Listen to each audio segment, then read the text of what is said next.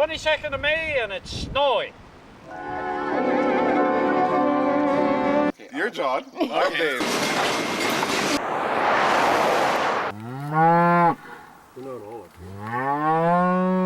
It's a nice and sunny day. Muhammad Ali. He's got a heart made of yellow barley straw.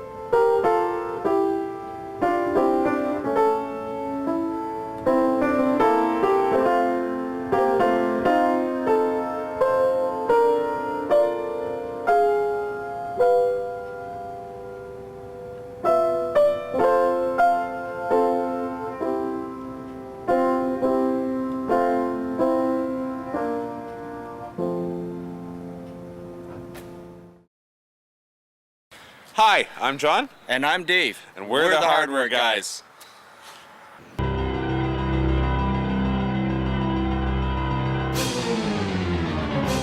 When I want to relax, I think outdoors. I think no phones, no TV, no traffic. I think a open flame barbecue, and yeah, basically silence or minimal talking and just enjoying nature. That's when I think relax. When I go out to relax, I enjoy all sorts of different activities. I like to be with my family. I like to barbecue, sit around and talk, paintball. Pretty much anything is relaxed and away from work. As long as you're having fun and there's no stress on you, what could be better? Any form of relaxation is good. Bye. No Yeah, last name. Yeah, but Terry used to always ride his horse to the bar and just leave it outside, and it was a great thing because the horse, just like in the old Western movies or the Western Louis L'Amour novels or whatever, the horse would know the way home. So as long as you can make it on the back of the horse, you were fine to get home. And used to work like a charm for him. And once him and a friend of his had ridden they were at the bar at the Queen's Hotel in Capel. And they knew they didn't have to worry about getting home. They were getting pretty rowdy, raising hell, and Elmer cut him off. No more beer for you guys. So it wasn't Terry, but it was the other guy that was with him. He didn't take kindly to that. He went out to his horse, got his lasso, and came in and roped Elmer and snugged him to one of those posts in the bar at the Queen's Hotel. If you remember the venerable Queen's in Capel that burned down. That was sort of divided into two parts, and he was standing there tied to the post, and wasn't a hell of a lot he could do about it, I guess. And they kept drinking, and everybody put their money on the bar when they when they paid for their drink. But finally, somebody left and phoned the police or whatever, and they showed up, and they were arrested, and it was hell to pay. But well, it was quite a story. So a little Old West justice there in Capel. We were in that A while Queen's ago. Hotel years ago. We were all underage and all the rest of it. Weren't causing it. Well, we were being obnoxious, It's easy to be obnoxious. And somebody said to us, she phoned for the Mounties from Indian Head. And we said, Anyway, this Mountie walked in, big as this house. And they walked over, and by this time we're sitting there, our halos were just shining. And he walked over to us and said, you guys from Fort Capel? And we said, yeah. Yes, sir, we're from Fort Capel. He said, I'm going for a drive around the block. And we said, oh, yes, sir. So when I come back, I want to see taillights going north. And he did. I don't think he did see taillights going north because we were halfway home by then. You knew it was time to leave. Time to leave. Good time to get out. I want to see taillights going north.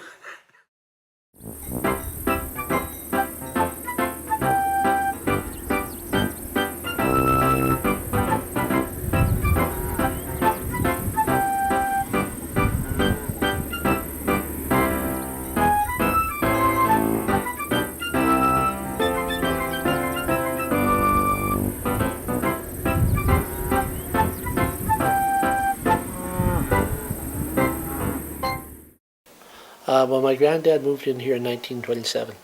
He was a homesteader here, yeah. When it comes to our retreat part of it, Gene saw it more than I did. I had lived here all my life, and it was just the trees and the wilderness, which I enjoy and everything, but I never thought of it as anything else that other people may enjoy that, you know, it just kind of came second nature. It was what was here. I heard an expression, what we do is we're holding a space for people, and then they create their own experience. We joked that it was the 3 R's: rest, relaxation, and romance. And so lots of people come for rest and relaxation. It's a getaway. It's a place for them just to reconnect with nature and with each other. And then there's been a lot of romance too, because we have had a lot of honeymoons and that sort of thing. And then we've had a few weddings and receptions out here, and so. We're on the edge of the boreal forest. You go northeast of this place, and there's no roads. There's no, other than trappers' cabins, I suppose, in places. There's nothing. We're right on the edge of the settled land, so we're in the wilderness. I guess as the forest gets older, of course, some of the underbrush isn't as thick as it used to be. So you get a different group of birds inhabiting the area than you do with a real young, fresh forest. They consider it, right, this area around the cabins hasn't been burned since 1919, so this is why they can consider it old growth. The torch drains everything along the boreal forest, and as far as the south is the Fort LaCorne Forest Reserve. We do have golfers come and stay, and we do have people that fish come and stay. We want to share this with people and give them an opportunity to experience and reconnect to nature, reconnect with each other, build relationship, build community. We have a little canoe trip that they can take. We also have about 20 kilometers of hiking trails, which in the wintertime we groom so you can either cross-country ski or even walk on them in the wintertime. So it gives them a chance to experience nature year-round. It was kind of interesting. We had a father and daughter combination. Well, the whole family was here, but him and his daughter went out. And this was in about March. And when I went out to check on them at lunchtime the following day, he said, we hunted a moose yesterday. And I said, oh, yeah? And he said, yeah. He said, I used to hunt a lot, so he said, I took my camera. He said, there were fresh moose tracks across the trail between the 2 cabins.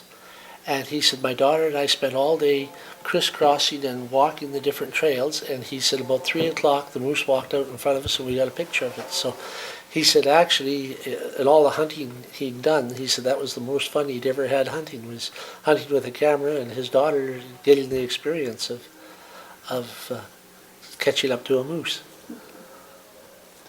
We see a tremendous difference in people from the time they arrive to the time they leave, and they seem to be more relaxed. So I think part of our motive here is to help people have a getaway, a retreat, and respect each other, respect nature, and see it all as a gift.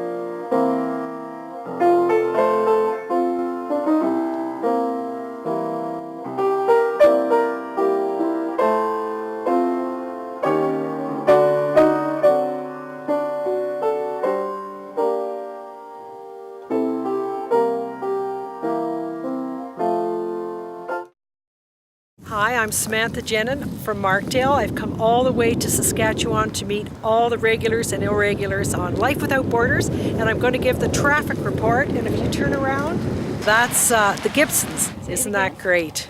Oh, there's another car. More traffic, 22 kilometers an hour. Here we are. Yep, they always wave. That's Saskatchewan for you.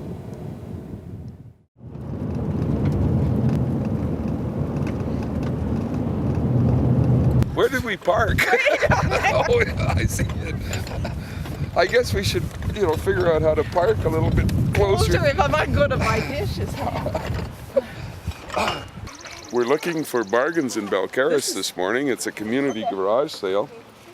Yeah, this is my first bargain. 50 cents. 50 cents for a lifesaver. Oh, look at these willow chairs. Oh, they're cute. Or bentwood chairs. Yeah. Somebody's gone to a lot of work making. These are for children. $4? 45. Oh. Holy cow.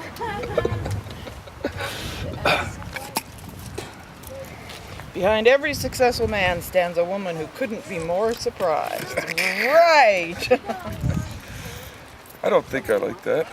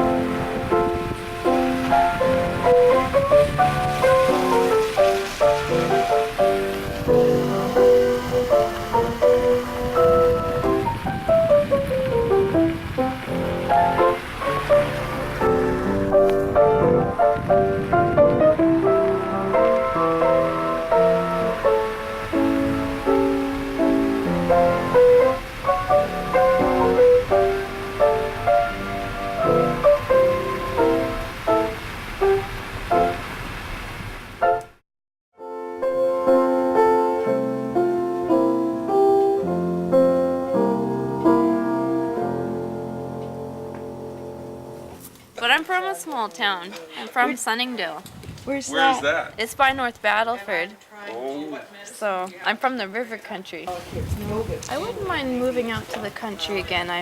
I miss the quiet. It's different. I live downtown Regina right now, so it's not the same. Well, I did study music, and now I'm working for lawyers.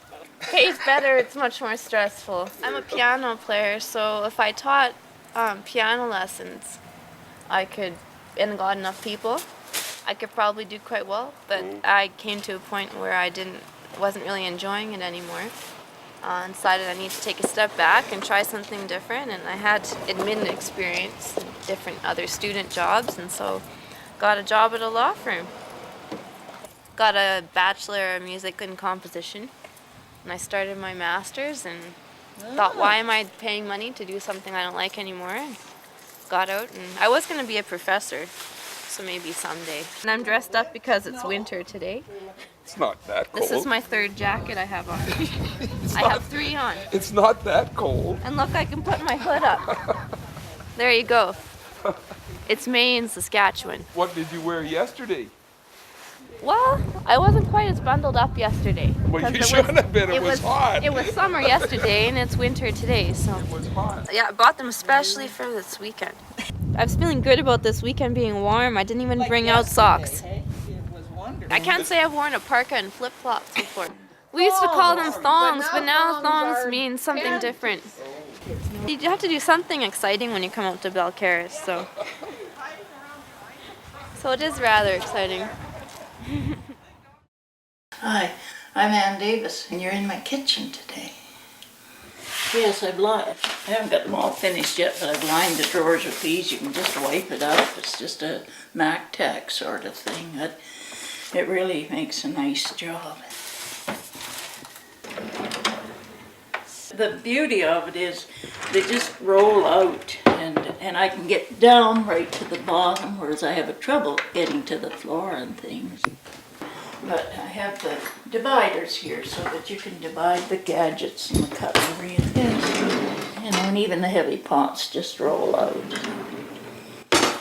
And finally I had to get a new potato pot. I'd had it about 40 or 50 years and it got a hole in the bottom and I couldn't find the kind I'd had, so I got a pasta pot and it just works fine for potatoes. A big one and a small one if I need whatever. I've got containers handy here, you know, when you freeze things, get them ready to fill.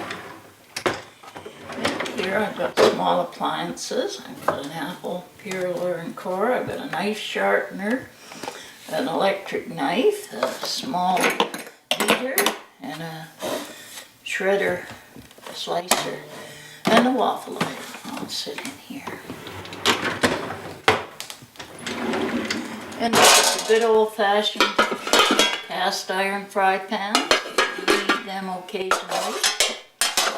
And this is an omelet pan to finish off for doing omelets.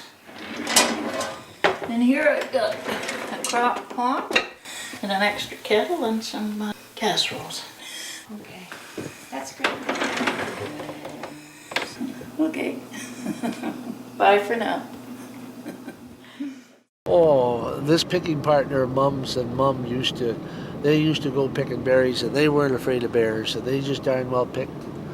I remember Mum talking about one time she was talking away to Peg she could hear bumping around on the other side of the berry bush that she was picking on, and finally she asked her a question and there was no answer, and she said, "Peg, are you listening to me?" And there was no answer, and just then she heard somebody holler, "Thelma." Peg was down the berry patch about 200 or 300 meters away. It was a bear on the other side of the bush that Mum had been talking to. But What did she do? Well, by that time I guess the bear had moved on or she moved on, I don't know which, but then after that they used to we had a little border collie. And, well, he was a cross and he was a real kind of a hunter, and he was he'd made two of that border collie I have now. He was quite a big dog, and he just had no love for bears. He'd treat them every time he got a chance, so they used to take old Rex with them, and he'd put the run on the bears if they were in the berry patch. Like, it's pretty unnerving, you know, really take a dog around where there's bears if you don't know the dog real well, because if the dog starts to agitate the bear and the bear decides to come after the dog comes running back and stands beside you, then hey, guess what? But like that old Rex dog, he'd stand his ground and tree a bear anytime, so. Gee, that's funny.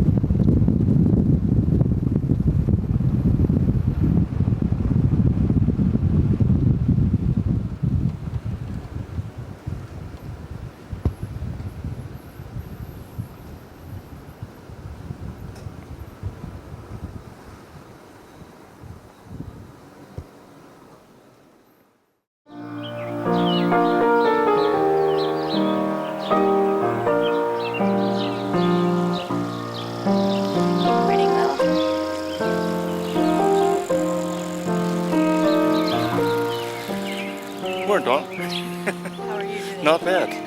Nice out today. Nice and sunny. Who's that? That's Kevin Robotham. Yeah, he just lives down the street here.